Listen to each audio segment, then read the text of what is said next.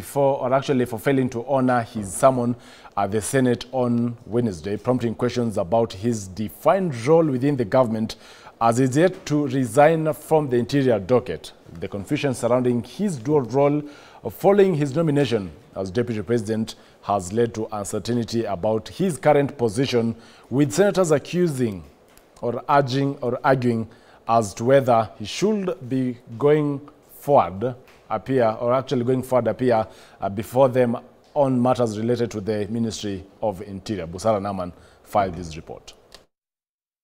Deputy President-designate Kithure Kindiki alongside Energy and Petroleum Cabinet Secretary Opiyo Wandayi were today set to appear before the Senate to answer to various queries within their dockets, but in unison failed to honor the summons. In a communication to the House, Bomet Senator and temporary Speaker Hilary Sigei revealed that Kindiki had sent a letter on Tuesday informing the Senate of his inability to attend. Wording of the letter that was received, the Cabinet Secretary for Interior and National Administration is not in a position to honor the invitation, and all inconveniences are highly regretted. However, the letter did not provide a reason for Kindiki's absence, unlike Wandayi's letter, which clearly stated he was on official duty from October 22nd to 24th. The ambiguity surrounding Kindiki's unavailability sparked a debate among the senators, with some speculating that it was related to his nomination as Deputy President, arguing that Kindiki should no longer be questioned on matters related to the Interior Ministry. The Deputy President of Kenya is Professor Kithure Kindiki. I want to appeal to the Secretariat that stop being superfluous by sending him invitation letters to come and respond on issues of interior. Ndiye mteule na angeweza kuja hapa kuongea kama ni waziri wa ulinzi. Kwa hivyo nataka niseme katika Kenya tuko na furaha. Senator Mundigi. Bwana Speaker, ni vizuri kusherehekea. Kitui's Senator Enoch Wambua added that Kindiki's position as Deputy President remains uncertain since the matter is still in court. Where I sit, there is nobody who has been appointed in the position of Deputy President. There has only been a nomination pending. Chariot, I live in this world. I am in the same Senate with you. I will insist that words have meaning. Maybe where you come from in Kericho, appointment and nomination mean the same thing. Nairobi Senator Edwin Sifuna urged the Senate to refrain from discussing the issue as it is still under judicial consideration. On Standing Order 103, to direct the House that it is a matter of public knowledge and notoriety that in fact the subject that is being brought to the floor of this House is a subject of court proceedings that are happening in front of the whole country. It will be highly prejudicial, Honorable Speaker, for us to engage in that debate at this particular moment in time. In contrast, the Senate took a harsher stance towards Wandayi for his absence, with Sifuna condemning the Energy Cabinet Secretary for delaying responses to questions posed by the House. These CSS, Honorable Speaker, we must every single time remind them that this House requires them to be here to answer questions relating to questions that are being raised by our constituents, and we need to stay live. We must register some dissatisfaction over that so that maybe we can compel these people to appear before this House. Busara Naman, K24 TV. And now we're joined by Vivian Tar, Communications and Public Affairs expert. Thank you so much for creating time.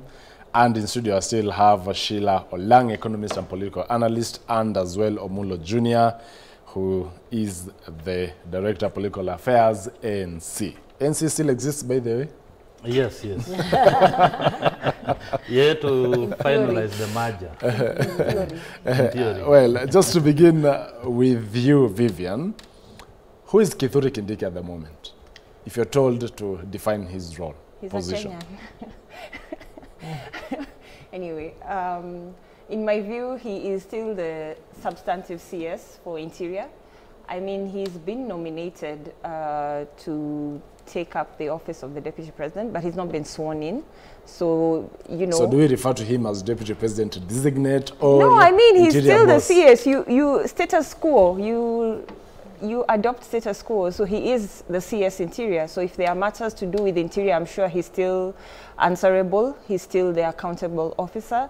Up until when he will be sworn in, if that happens, then he can, you know, step into office as the Deputy President of Kenya. But until that happens, right now, you know, you do not assume that office until you get sworn in.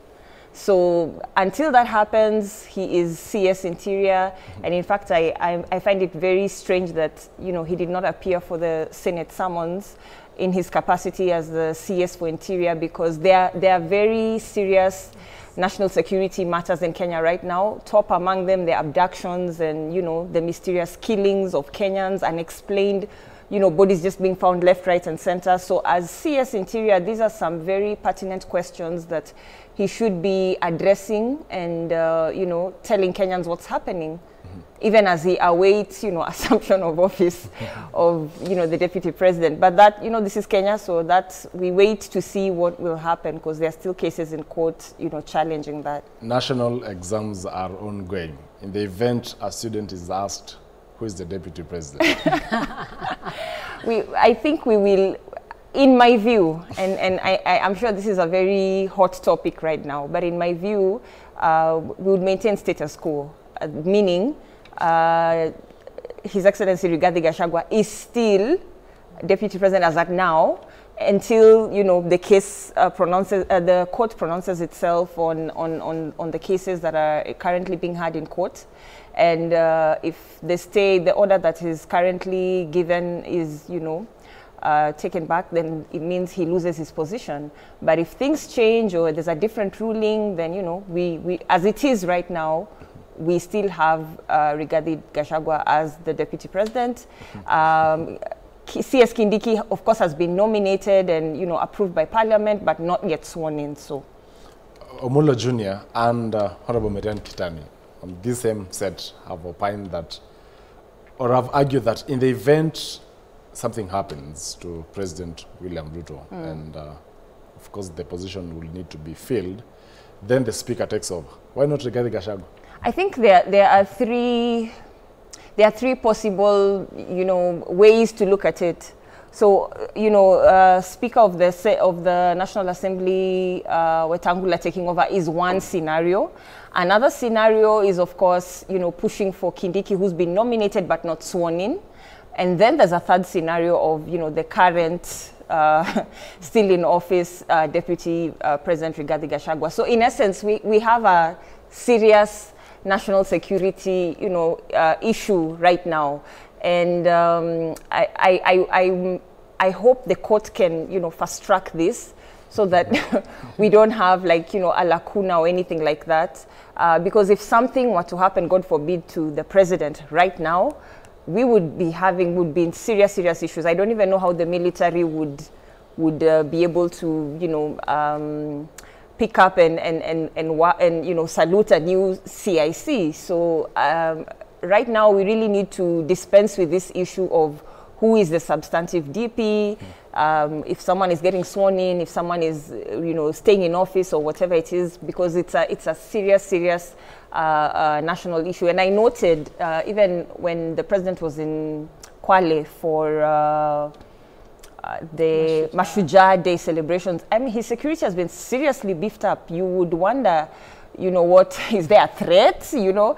But I think maybe the security agencies are just taking precaution, because seriously, right now, Chacha, if something was to happen, I don't know, we would have some serious political fires to put out, because it would be like, you know, there's a camp that would be supporting, there are factions that would be supporting CS Kindiki. I'm sure Rigathi Gachagua would have his own allies, and there are people of the view who would also be like, you know, third in command, Wetangula should take over before an election. But even complicating matters even more is that we do not have a substantive IEBC. So even that, we cannot even say that, you know, Wetangula can hold office for, you know, 90 days, or I think, is it 90 or 60 days? And then we go to elections, because we don't even have an IEBC. So now we're in serious problems. The governance in this country needs a serious overhaul. And I don't think it's good for the economy to keep this gray areas, the uncertainty. It's not good. Sheila, let's talk about the ruling by the three judgments yesterday on the Deputy Chief Justice Philomena Mwilu can empanel a bench? I feel like every time before we answer these questions, you always have to take a deep breath, right? I mean, they did rule that the Deputy Chief Justice can empanel the bench. So that was the first show that we got. And that all the previous issues that were being brought up by Gachagua's legal team, those were seen as irrelevant. But I also noted that it was interesting that it was the 3 judges themselves who were part of the process of, it gets very confusing very quickly. They were part of the process of saying, well, there is no issue with the DCJ empaneling these 3 judges. But they, like I say, I mean, we are just starting the judicial process. There has been no reason for us not to have faith in the judiciary so far. I'm hoping that the judiciary will take its role seriously as interpreters of the Constitution and follow and guide us through the Constitution, because we are really in the middle of a governance crisis. I think for me, this points out to, again, a leadership crisis in the country. What was our priority when we were walking into this and we decided to put ourselves in this dilemma? What was the urgency? Like you're saying, today we have a lot of security, internal security issues that I was hoping you know, the CS or designated deputy president would come in and help us walk through. If you look at the headline of the newspaper we're just holding now, I'm looking at the People's Daily. The headline there says 400,000 teachers lack jobs. That is the headline. And if you ask Kenyans today, do you want to be in the middle of a governance crisis and not know who your deputy president is, or figure out why there's 400,000 teachers who do not have jobs? I can tell you for free that the political class is completely misguided. And I think we are having very short-sighted memories of what just happened in June of this year. What just happened in June of this year was the people saying, remember, we the people, we are the ones who are the drivers of this country, and we are going to tell you what to prioritize and what not to prioritize. So I think taking a whole country, putting us in this dilemma, and when I say putting us in this dilemma, both parties to me, even the deputy president, former, current, whatever, deputy president regarding Gachagua, I always say he's not innocent. I mean, the charges that are being brought up against him, he has a right to respond, but they are not kind of constructed out of nowhere, right? So you had people coming into power in a very divisive way. And when it was convenient, then it worked then because you needed to clinch power. And now the same divisiveness, because it is true that most of the time when I look at Rigathi Gachagua, I don't think, wow, you know, if I'm not from Mount Kenya, I feel like my interests are being protected. No, I'm not from Mount Kenya. And half the time when he speaks, I just sit there and I'm like, wow, it's really nice to have somebody championing for your people. That's really good. But that is a position that is supposed to be of national interest. All of us Kenyans are supposed to feel like we are included in that conversation. So I do fault Rigathi Gachagua for that. This is not unfounded. However, putting us in this crisis now with no IEBC, with other priorities that we need to be looking into, the level of abductions and killings currently going on is alarming. It is completely alarming. The amount of people just disappearing and being chopped up and found everywhere. And nobody's talking about this. Instead, I'm waking up, you know, you wake up in the morning and you're like, ah, we're increasing the term limit to 7 years. Who said that's something we're supposed to be looking into? So again, I think what I'm trying to say is the political class needs to not take the silence after June 25th as acceptance of what is going on. I think there's an underground current that is brewing and people are getting tired. Nobody even cares to have one side or the other. People are just saying, can you please focus on things that actually affect us? Omulo, concerns are there that maybe Chief Justice Martha Koome should be worried by her deputy, Philomena Mwilu, maybe taking up some of her responsibilities. And yes, the attempt to block the bench to determine the matters before them, or the petitions before them, you know, fell apart.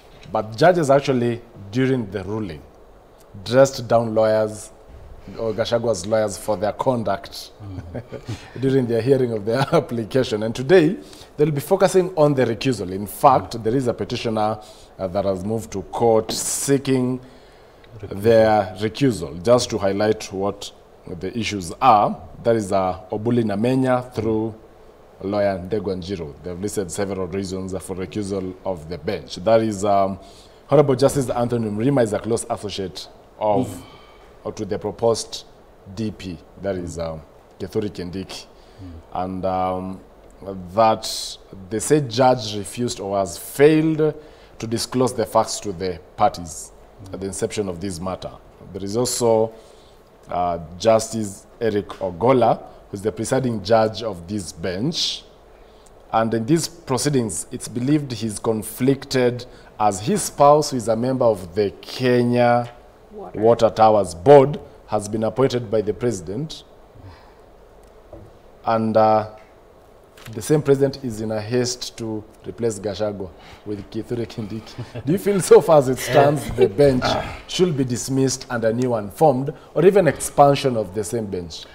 I think first and foremost, on the question as to whether DCJ can empanel a bench is a question of law and administration, and it was well expounded by the bench, the judges themselves. One, you know, the petitioners were questioning the role and responsibility of the Deputy Chief Justice with regards to Article 165B, which to the respondents, it was well explained that first and foremost, the Deputy Chief Justice is the deputy head of the judiciary. You know, the Chief Justice has three roles: the President of the Supreme Court, the head of the judiciary, and also the chairperson of Judicial Service Commission. So it was well explained, because in administration, when the Chief Justice is not around, she can delegate the responsibility of such nature, which is a very, very important nature, to the DCJ. And that is why the DCJ had the opportunity to empanel this bench. And remember, the bench was already empaneled initially. Remember, the advocates representing Rigi G went to court before the processes in the Senate and Parliament. And you see now the bench itself restrained itself from, you know, interfering with the process of the judiciary. But on the question of recusal, I think there's a lot of scrutiny because these judges are put under microscope. I think there's this fear from the petitioners because, you know, as much as you seek justice, you also feel that there's something that is happening that is beyond your, you know, your imagination. So I think one is just delaying tactics. Second, if they feel that these judges are not fair enough and they're not going to administer justice as required as per the law, I think it's only important, or it's only prudent, that the Chief Justice now needs to come in and empanel a 5 bench, which may be, because now when you're seeking justice, you need to feel that this justice is going to be given. You need to feel comfortable. You need to feel that there's equity. You need to feel that there's fairness. So I think for the sake of the parties, and because this is a public interest, the Chief Justice needs to come in and either constitute a 5-bench judge so that we, you know, we forget about this notion of the judge, Ogola, and the wife. You know, these are 2 people. This is a public servant. The wife, should not be brought in. Joined together. She's also a human being. She's also qualified to be appointed anywhere. So I think this is not a question of.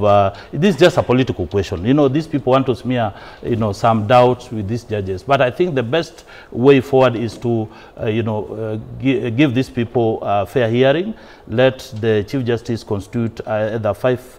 You know, judge bench, or maybe they take this to the Supreme Court, because, you know, the drafters and the framers of the Constitution, you know, envisage that in the event a deputy or a president is, you know, impeached, there's no vacuum, there's no lacuna, as my good friend was saying. There's lacuna. There's no lacuna because there's already a deputy president-elect, as per the law, gazetted, because the process already has been finalized. The only thing that is remaining is swearing in. But on the other side, on the flip side, the person who is accused, or the impeached deputy president, has a right to get justice. And that is provided for in Article 47 and the Bills of Rights. So this is a political process. There's no vacuum. Remember the case of Sonko. There was no deputy governor, but there was another person who was appointed incognito. I don't know what happened. But you see now. You don't know what happened. This is Kenya, not Nairobi. So there's no vacuum. There's no lacuna in law. Well, Vivian, on the concerns by the petitioner, you know, on the conflict of interest or possible conflict of interest of the two judges out of three, do you believe the bench will be impartial? I mean, as an observer and just as, you know, as a Kenyan just looking from the outside, I personally feel that, you know, there may not be fairness because there are certain issues that have arisen. Number one, the same bench that was being challenged to recuse itself is the one that ruled on a matter that affects them. I mean, I'm not a lawyer and I don't know how the But the matter was brought before them. That is why they had to... But then how do you become the judge in your own case, you know? I just find it strange. Lawyers maybe can explain better. And the other thing is, you know, just the issues that have been raised. I get what Omolo is saying, that, you know, the judge and the wife are two separate people. But, you know, in cases that involve even husband and wife, one usually doesn't testify against the other. You're right. So, you see, there could be, I mean, there are issues when it comes to matrimony and marriage. There's some issues that have a gray line. So in this case, the presiding judge, Eric Ogola's wife, could influence the outcome of this matter. Are you saying a wife cannot influence a husband's decision? It's possible. Because these things, bedroom matters. So even Mama Rachel Ruto could influence Ruto to not remove Of course, the it's second possible. woman. It's possible. Considering they go to church together. It's a possibility because matters to do with husband and wife, you know, go beyond just what meets the eye. Maybe that's the reason there's a backlash for Mama Rachel Ruto on this whole matter. So on this issue, I don't know. It's difficult to tell whether there will be fairness, but just because issues have been raised, certain issues have been raised, and they seem pertinent, I feel like, you know, the Chief Justice should look into this matter and not sweep it under the carpet. But that said, I also feel the lawyers for Rigathi Gachagua were a bit, you know, they appeared obnoxious and, you know, just too much out there. I mean, I know, yes, you're pleading a case for your client, but, you know, some level of, you know, respect, restraint, discipline, even discipline in how you're articulating your matters would help his case. Because already, remember, one of the grounds their client has been impeached on is, you know, gross misconduct and utterances that were not taken very kindly by many Kenyans. So, you know, you need to remove yourself from following the steps of your client. So, I just hope that the Chief Justice will take this matter up, and if there are any issues, if the bench needs to be recused from the case, I mean, we're not short of judges in Kenya. Those are not the only three judges who can hear this case. And if there are already links to the, you know, appointed or nominated deputy president, then it already means there's some conflicts of interest. It means we have a relationship, you know, kando. So if these are matters that are arising, and also I had the president pronounce himself on this case, saying that, you know, the High Court shouldn't hear this case and this matter and all that, and I was already like, wow, Mr. President, so nyamaze tu, you know, as you have been throughout this process, well, how about you just continue with the silence? So I don't foresee like fairness, well, unless some of these issues can be addressed. When you come back, we'll be also touching of whether these are just diversionary tactics by the fact that more cases are being lodged and the bench might be unable to handle all of them, and potentially how long these could take. We'll be right back with that conversation. Stay tuned.